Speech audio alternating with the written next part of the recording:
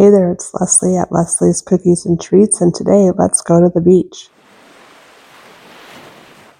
So I've got some round cookies here, and I'm going to flood in the bottom half with some brown royal icing in about a 15-second consistency, and then immediately pipe the top half in a blue royal icing in the same consistency. I'll use my scribe to settle it down, and now that the cookie is completely dried, I'm just going to add some white and brown icing and use a dampened paintbrush to make some texture to make it look more like sand. You just want to kind of dab up and down and add more icing as needed until the texture is the way you want it.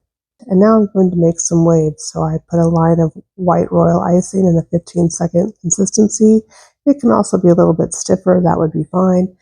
And I'm just going to take a dampened paintbrush and grab a little bit of the icing and pull it up out into the water. It creates a semi-transparent layer of icing, so it kind of looks like the waves. And you just want to add another bead of icing or pipe another line of icing and make as many waves as you want. You don't want to grab all of that line. You want to leave a thick layer of the line at the bottom and just pull some of it up to make it transparent.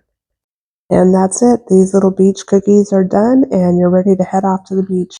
I hope you enjoyed this tutorial and I hope you're having an amazing summer. Thank you so much for watching. Please be sure to hit that like and subscribe button. Bye.